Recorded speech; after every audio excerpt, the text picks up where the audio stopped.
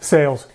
It is probably the hardest part in building a new business. Today I want to talk about two things that I've done that have really not moved the needle at all on sales, and one thing that has been helpful so far.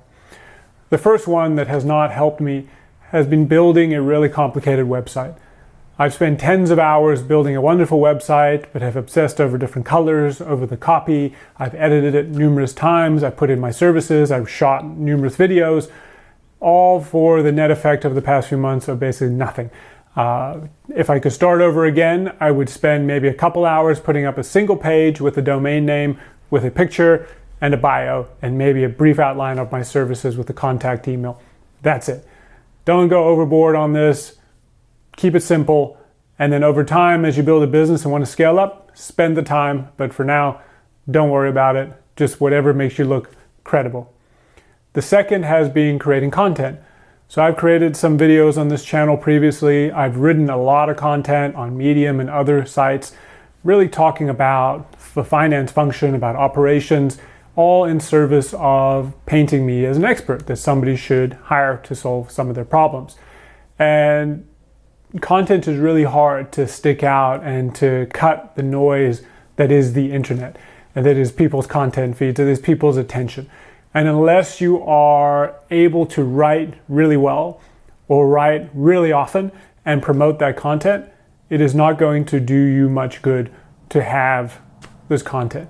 So again, I spend many hours writing articles which are decent, but not frequent enough. And I don't have the time to write more, I don't have the time to promote it. And so for me, it's kind of a dead-end strategy. But if you are somebody that writes really well and or has the time to create a lot of content and promote it, it can be a great way to drive some traffic.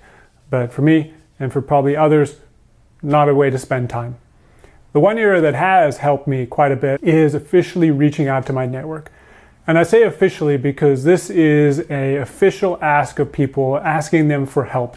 It's one thing to brainstorm with people, to talk about a potential business, to throw out that, yeah, maybe I'm doing some consulting on the side, but to actually send an email, to send an ask saying, I am doing this, I need your help with 1, 2, 3 items, is a lot stronger. One, you cross the chasm of possibility in your mind where you've now tapped your network. It becomes official within your inner circle that you are doing this. So that's a big step forward in and of itself. And two, you are asking for something that hopefully people will help you provide.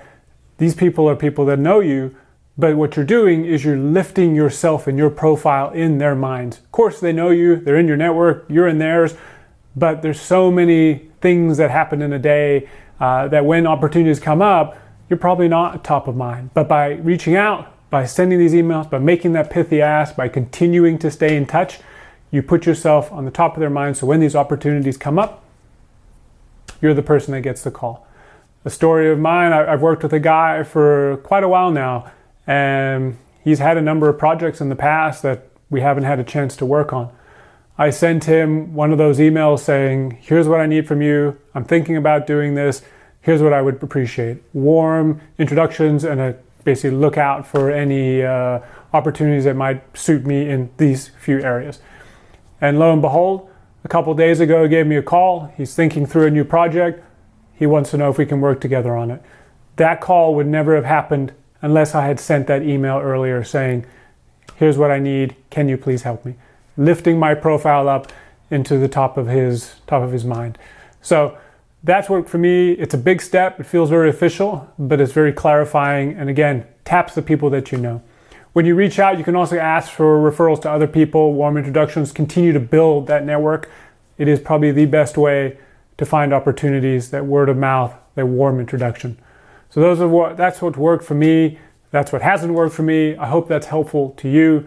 Again, thank you for joining me, Daniel, on my journey to build a business, and I'll see you on the next one. Until then.